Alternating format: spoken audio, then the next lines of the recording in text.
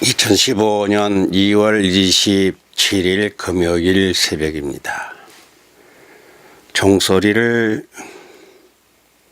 잠깐이지만 듣다 보면 많은 생각들이 오고 가요. 빠릅니다. 그 움직이는 생각의 속도는 우주를 1초에도 해와 달을 오고 갈 정도입니다. 50년 전, 60년 전 어릴 때에 봤던 그 장소가 그냥 금방 떠오르죠. 그것이 이제 하나님의 속성 중에 있는 편재, 동시에 어디라도 같이 있는 거예요. 그것이 편재성이라고 해서 영속성, 하여튼 시공을 초월한다. 그러한 의미고, 저는 그걸 생속이라고 말합니다. 생각의 속도. 근데 생각의 속도만이 아니라 생현이라고 해도 돼요. 생각의 현장성. 며칠 동안 새벽종을 올리지 못했습니다. 생각이 너무 많았어요.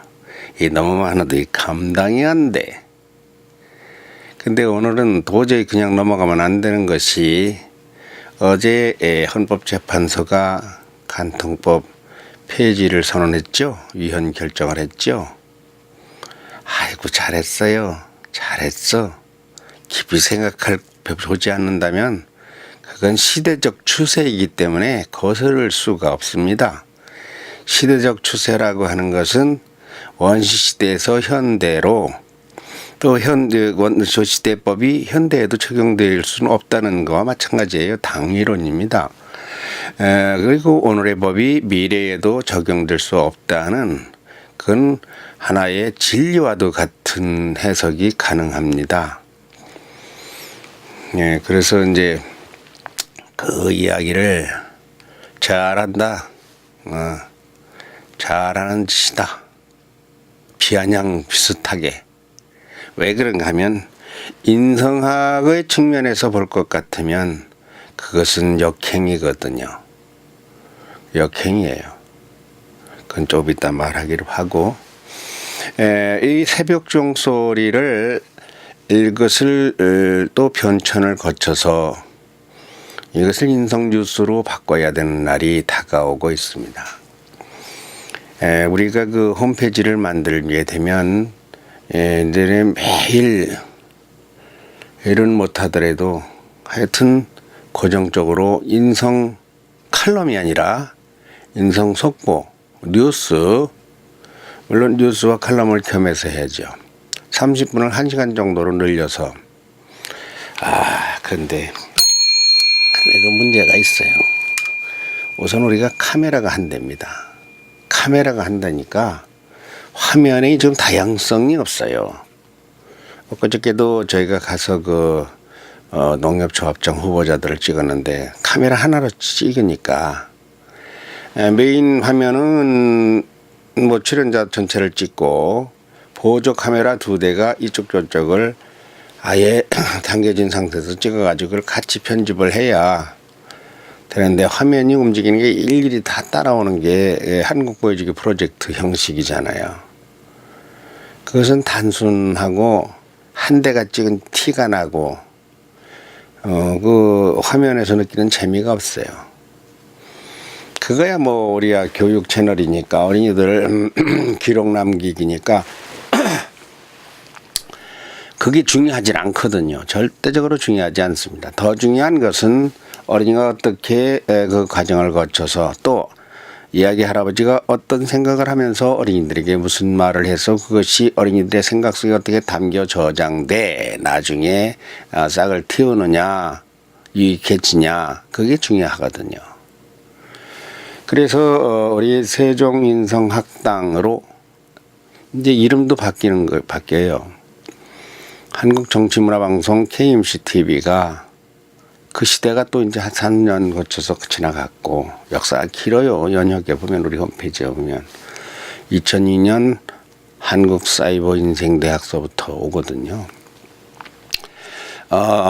세종인성학당 TV로 바뀌면서 이제 이 현재의 시사인성 칼럼도 새벽종도 이제 또 바뀌어야 되는데, 바뀌면 뭐합니까? 이 영상 촬영 시스템이 바뀌어야 돼요. 그건 뭔 말이냐? 사람이 있어서 영상 뉴스를 하면 카메라를 누가 조작을 해야 되는데 한 대 가지고 사실 안 돼요. 왜 안 되느냐? 단순하니까. 그리고 이제 화면에서든 신문에서든 무엇을 이제 그날의 영상 뉴스를 발췌하여 그것을 인성 뉴스로 지상에 놔두는 언론 보도들을 그중에서 추려서 인성 교육으로 재가공을 해야 되거든요. 그래서 어떤 것은 어린이에게 먹게, 보게, 듣게, 어떤 것은 노인들에게 보게, 먹게, 듣게, 어떤 것은 엄마, 아빠에게, 어떤 것은 연인들, 청년들에게. 인성이라는 건요, 이 부부간의 사랑의 문제의 바탕에 깔린 거고요. 가족의 터예요. 그것은 인간의 행복을 지키는, 그거는 행복의 안보입니다. 행복 안보가 인성이에요. 뭐 말하면 끝이 없지만 하여튼 간에 이제 새벽종이 인성 뉴스로 간다. 그러면 간단해요. 여러분들이 종편 보면 종편이 그렇게 하고 있어요. 왜 종편은 그렇게 하느냐? 저 절약하느라고 그러지. 예산을 많이 안 쓰려니까. 패널들 5명 갖다 놓고 아침에 한 2시간, 3시간씩 하잖아요. 진행자가 나와서 신문 갖다 벽에다 쭉 걸어놓고 세계지도 우리 거진에 걸듯이 걸어놓고 한겨레 보도입니다. 경향신문입니다. 조선일보 몇 명 보도입니다. 그래서 신문 띄어 밑으로 내리면서 그 보도를 붉은 줄을 쳐가지고 누구 정치평론가님, 누구 박사님, 누구 뭐 교수님 해가면서 어떻게 생각하느냐고 하나씩 묻잖아요. 그게 제가 생각하는 거예요. 그건 뭐 생각할 수 있거든요. 그것이 심층이죠. 집중 취재도 되고요. 어찌 보면 강단형이에요. 대학교 강단형, 학교 교실형. 그게 스터디 방식이죠. 공부하는 형식이죠. 근데 언제나 어떤 사건을 그렇게 5사람이 나와서 말할 적에 포커스라는 건 카메라 포커스 앵글 그걸 얘기하는 게 아니에요. 그 사안에 대한 귀착점, 이것을 무엇으로 가져가느냐, 무엇에 갖다 꽂느냐 하는 것에서 차이가 납니다. 그걸 어디다 꽂습니까? 야당에 꽂을 수 있고 여당에 꽂을 수 있고 교육이나 경제나 사회나 문화에 갖다 꽂을 수 있는데 저는 인성에 갖다 꽂는 겁니다. 그 무슨 얘기인가 알아듣겠어요? 뭐 복잡한 생각을 제가 잘 해요. 그런 게 또 제가 또 해야 될 일이고, 그러니까 그 작가는 또 그래야 되는 것 같아요. 나 부실하지만 무명이지만. 그러려면은 그런 이제 우리 영상실은 넓이가 그만하면 됩니다. 칠판도 넓고. 문제는 초대 손님 패널이 적어요. 이야기 할아버지가 적어요. 이야기 할아버지가 2-3명은 돼서 같은 인성을 가지고 이야기해도 그거 이제 또 사이클이 조금씩 달라야 되거든. 그래야 토론이 재미나게 일어나. 똑같이 KBS 방송 FM 그렇게 주파수가 같아서 같은 말만 하면 다양성이 없어요. 왜 그런가 하면 그 다양성이 없다는 것은 시청자로 하여금 사고력을 넓혀주지 못한다는 얘기예요. 일줄로만 끌고 가니까. 다른 의견이라는 게 언제나 중요한 거예요. 그러려면은 카메라가 2-3대 있어야 되고 진행자가 별도로 있어야 되고 그 빨리 미소 현규가 커야 돼. 미소는 이제 그런 아나운서를 내가 한국에 있어서 사는 동안에 시킵니다, 이제. 그래서 시사를 그걸 다 진행하게 할 수 있어요. 걔는 이제 아나운서가 어차피 꿈이고 앵커가 꿈이니까. 그러면 이제 다 특성에 맞게 다 시킬 수가 있거든요. 그러면 어른들이 출연해서 우리 어른들이 출연하면 되거든. 근데 어른들이 공부를 잘 안 해요. 관심이 없어. 먹고 살아야 되니까. 나같이 이제 학문만 전념하고 그러는 군번이 아니고 2대 3대 이야기 할아버지들이 와야 돼요. 그래서 어떠한 사안을 놓고 방송을 하기로 말하면요. 우리가 하루 5시간 방송 못합니까? 할 수 있어요. 문제는 또 거기에 뭐가 따라야 되는가 하면 방송을 제작해내는 제작 기술이 따라야 돼요. 제작 기술이 뭐예요? 영상 편집입니다. 영상 편집은요. 내가 하는 건 편집 10점짜리라니까. 10점이야. 내가 알아요. 그냥 모양만 내는 거. 왜 그런가 하면 무료 편집 시스템을 이용해서 하기 때문에 그 속에 별별 재주를 다 버리는 게 안 돼. 물론 그거에서 이제 포토샵으로 또 제작을 하고 사진 제작을 포토샵 또 일러스트 파워포인트 플래시보 뭐 이렇게 많은 것을 총동원을 나 그런 걸 하나도 안 배웠어요. 일절 배운 게 없어요. 포토샵도 다 뽀샵이라는 걸 못해요. 내가 그거를 했으면은 작가를 못해. 또 각자 역할이 달라요. 저는 그 편곡을 하는 사람은 악기를 만질 새가 없고 악기를 하는 사람은 편곡을 만질 새가 없습니다. 다 그 각각 합쳐져야 되는 거니까. 이제 그런 것이 근데 그 좀 기초라도 이제 배울까 생각 중이에요. 근데 배우면 시간이 많이 들어요. 더군다나 내가 선생이 없어요. 누구한테 가서 배우자고 합니까? 그걸 잘하는 사람이 드물어요. 더군다나 영상에 접목을 해서 하여튼 그러나 홈페이지를 만들면서 홈페이지를 제작해주는 그 이정민 이사가 그런 걸 좀 할 줄 알 거예요.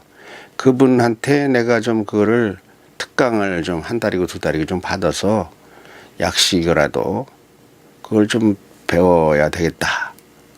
이런 생각을 하는 중에 조금 더 돈을 좀 주죠. 뭐 영상 편집도 무료로 하는데 지금 어도비 플래시 플레이어 그것이 몇백씩 갔었어요.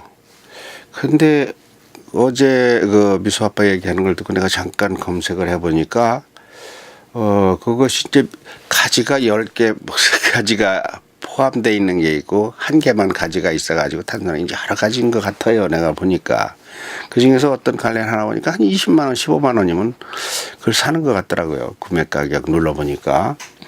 하여튼 그것이 얼마만큼 기능을 제대로 하는가는 모르겠는데 그거를 사도 카메라 1대로 찍은 건 별 볼 일이 없습니다.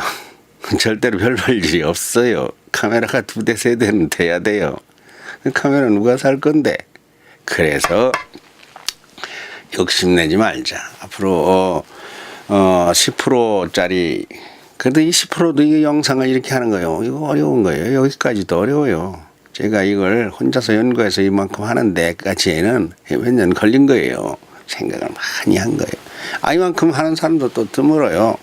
잘하는 건 만점까지 있다. 억점까지 있다. 하던 대로가 아니라 새로운. 근데 제가 이제 거기에서도 문제를 갖는 게 그거 잘하면 뭐 할 거냐.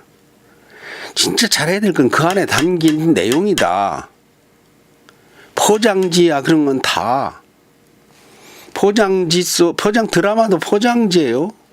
거기서 말하는 건 뭡니까? 부부간에 행복하게 살아라. 간통죄가 뭔 필요하냐. 알갱이는 그거예요. 담긴 내용은. 그러니까 거기에 들은 그 C가 뭐냐는 거죠. C. 자, 그래서 우리 세종민성학당 TV가 간단합니다. 재단법인이 돼야 됩니다. 재단법인이 되면 사람을 고용할 수가 있어요. 그리고 이야기 할아버지 같은 패널들도 거마비는 줘야 옵니다. 한 달에 100이고 150은 줘야 되잖아. 그래야 그 사람들도 최소한도 이야기 할아버지 같은 사람 돈으로 평가를 하면 그거 어려워요. 돈으로는 어려워요. 최소한도. 그래서 사람을 하고 그래픽 디자이너 아까 말한 그런 편집 기술자 이런 사람들 다 카메라도 더 사고 촬영 기사도 확보하고 재단법인이 되면 그런 문제가 풀려. 자, 됐고요. 벌써 시간이 15분이 지나갔네. 이런. 제가 시계를요, 촬영용 시계를, 엊그저께 시계를 안 찾았다가 얼마나 애를 먹었는가. 우리 아이들은 그걸 몰라요. 저는 이것을 말하고 있을 때 아이들과 촬영을 해도요, 계속 이 시계를 보고 있습니다. 시계 안 보고서는 이게 촬영이 안 돼요. 그 시계를, 근데 시계를 안 차고 갔더니만, 손목 시계를, 그 새 촬영장 영상실에 이 시계가 없는 거예요. 그러니까 감을 못 잡겠어.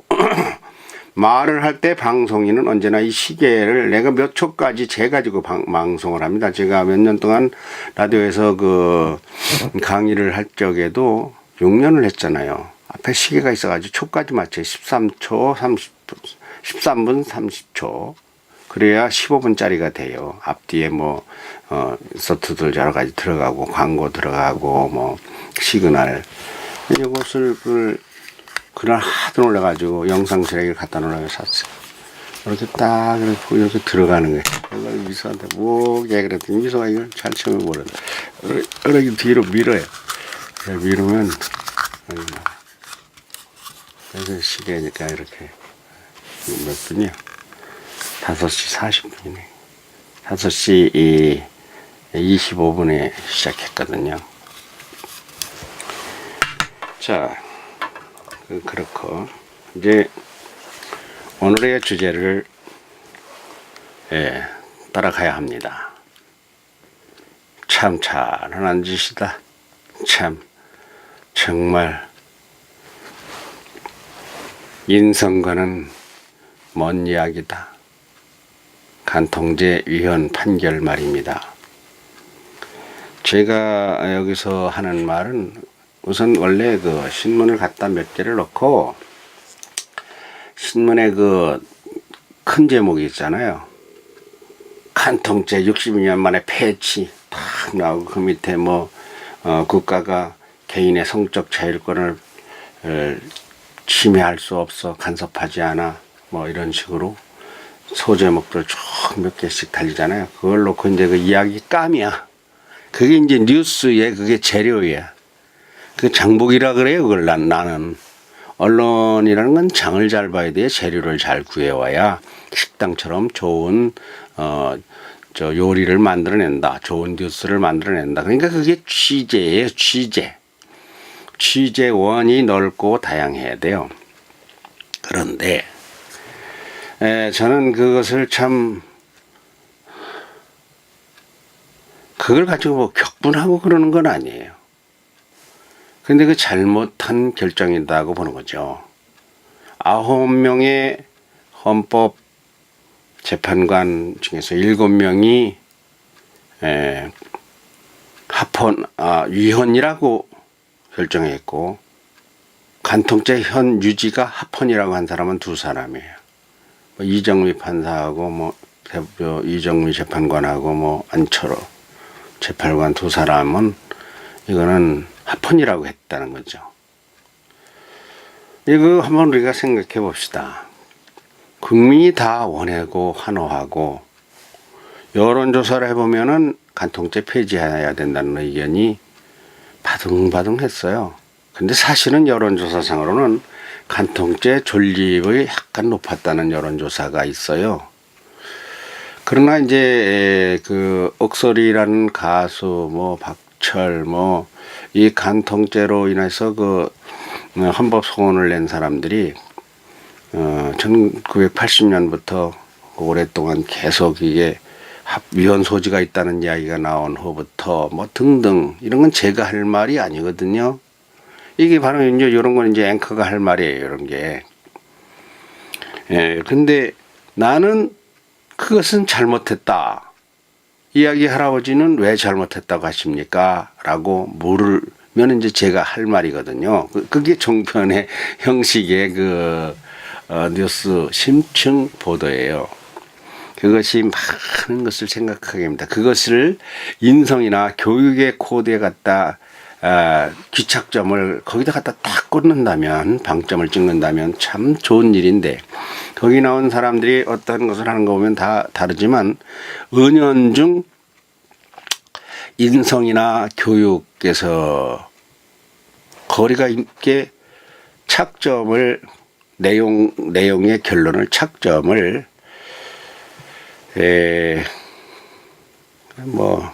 현 정부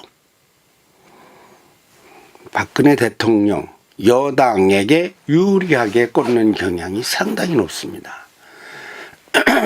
그 말은 모든 것이 차기에 누가 대권을 잡는 데 있어서 여론을 형성해 가는데 유리하냐의 유불리를 따지는 그런 면에서 피해를 보는 측이 대부분 야당이다. 아니, 전 정당 전혀 아니에요. 그냥 아주 그냥 사심 없는 그 눈으로 보니까 그것이 그렇게만 결론이 나는 것은 이건 또 단편적인 외양이고 외양 내면에 들어갈 거 볼 것 같으면 결론은 국민들에게 결코 유익하지 못하다. 잘한 게 아니다. 바로 이 간통죄 폐지 문제가 대표적인 것이다라고 오늘 보는 거예요. 그 왜 그렇습니까?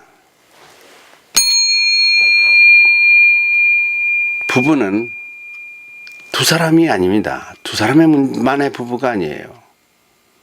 그 인성학에서 그 기본인데 부부는 누군가의 아버지 어머니라는 거죠. 그 당사자 문제만이 아니야, 많이. 귀착, 종점, 씨앗은 당사자 문제지만 부부가 간통을 하고 안 하는 것은 가정의 문제입니다. 그러면 개인의 성적 선택권이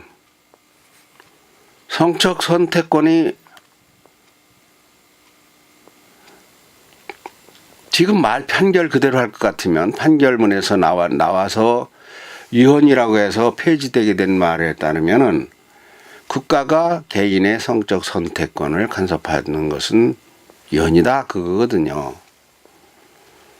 자, 개인의 성적 선택권을 간섭하고 침해하는 것은 위헌 맞습니다. 맞는데 그건 누구일 때 이야기입니까? 누구 입장에서 누구일 때 이야기입니까?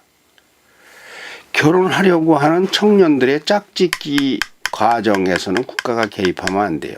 자기 선택권을 존중해야 되고 자기가 선택한 대로 결혼하게 해야 돼요. 그건 부모도 결정권이라는 건 비율이 있어요. 51%냐, 49%냐 쉽게 말해서.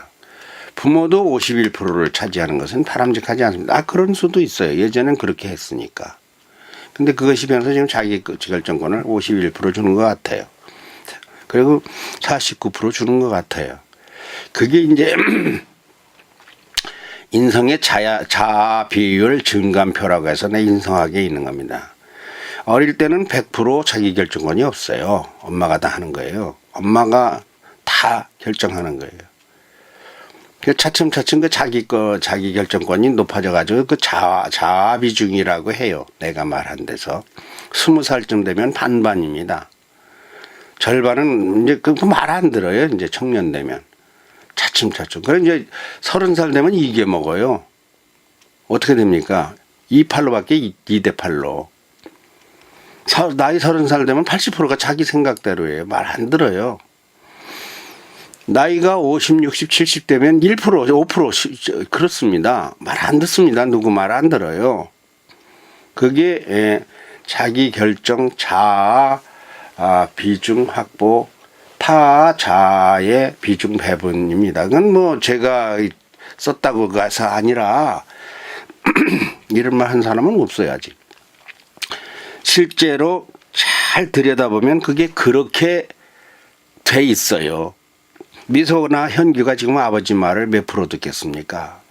아버지 말을 75%가량 듣습니다. 저 나이에는. 75%, 15, 16세까지는 75%라고 내가 말하고 있어요. 이제 이것이 이제 18, 19 되면 아버지 어머니 말 안 듣습니다. 지금은 왜 듣습니까? 아버지 어머니가 아니면 못 먹어. 밥상도 차릴 줄 몰라. 그런데 17, 18 되면 밥 자기가 차려 먹을 수 있어요. 불닭지나면 자기가 해 먹어도 해 먹어요. 그럼 그게 아니야. 내가 밥해 먹겠다는데 왜 그러느냐 이거야. 그렇게 되면 나 나가서 살래 소리가 나올 수도 있는 거예요. 그러니까 어려서부터 잘 길러서 소통이 끊기지 않게 해야 돼요. 지금 소통이 먹통이 돼가는 줄도 모르고 엄마 아버지들이 13살, 11살, 10살짜리를 마음대로 하지만 그렇지 않은 날이 빨리 옵니다. 아주 빨리 와요. 내가 살아봤고 다 살아봤지만 그걸 느껴보지 않은 사람들이 많아요. 그래서 그런 쪽에 생각을 안 했거든. 키워봤고 지금도 어린이들을 뭐 여손자들을 보고 있고 그러니까 그때는 성적 선택권을 자기에게 주는 게 맞아요. 그런데 결혼을 해서 가정이 꾸며지잖아요. 그러면 가정의 남편이나 아내는 간통을 하고 바람을 피고 그러는 것을 일일이 들여다보고 간섭하고 할 수는 없잖아요. 그건 개인 사생활이니까 침해할 수도 없고 침해되지도 않고 문제는 그것이 발각이 되었을 때 어떻게 하느냐에서 그거는 내버려 두는 게 아닙니다. 내버려 둘 수가 없는 거예요. 왜 내버려 둘 수가 없습니까? 국민의 성적 자기선택권이라는 건 뭡니까? 그건 말이 잘못됐고 그건 개인의 성적 자기선택권이고 아내나 남편의 성적 자기선택권이라고 해야 정확한 말이에요. 무슨 거기다 국민을 갖다 집어넣어? 국민이 누구야? 아들도 국민이고 딸도 국민이고 해리비도 국민이고 시아버지도 국민이고 장인 장모도 국민인데 그 국민을 그렇게 쓰는 게 아니거든. 개인. 더 구체적으로 말하면 결혼한 부부의 남편과 아내 가정을 가지고 있는 혼인신고가 된 남녀의 성적 자기선택권 내가 누구하고 동침하느냐 마느냐 그거는 그렇게 말해야 되는데 그거는 국가가 간섭하지 않는 것이라는 말은 틀렸습니다. 그 인성학적으로 틀린 거예요. 왜 그러니까 국가가 누굽니까? 국가가 아들이에요. 아들, 딸이 국가예요. 아들, 딸한테 치명적으로 관련이 있습니다. 그렇지 않아요? 아들, 딸이 못하는 것을 해주는 것이 국가입니다. 국가가 하는 거예요. 국가라는 것은 국가 얘기로 가면 또 얘기가 길어지는데 나라가 무엇이냐 할 것 같으면 나라는 개인이 결혼해서 자식 낳고 또 자식이 커서 또 결혼하고 이게 월남이상제책에 자세하게 있잖아요. 그래서 또 가정을 이루고 가시족사회, 가족사회, 부족사회 그랬다가 나중에 국가가 되고 전쟁이 나고 그래서 그게 나라가 된다. 그러니까 나라는 전체 가정을 대신하는 거예요. 우리나라 5천만이 1,700만 개의 가정을 가지고 있어요. 그렇죠? 한 집에 뭐 3명 반이라고 치면 1,700만 개의 가정을 1,600에서 1,700만 개 되겠네. 이런 건 뭐 이제 그 통계가 다 있으니까 그것이 이제 작가들이 하는 일이에요.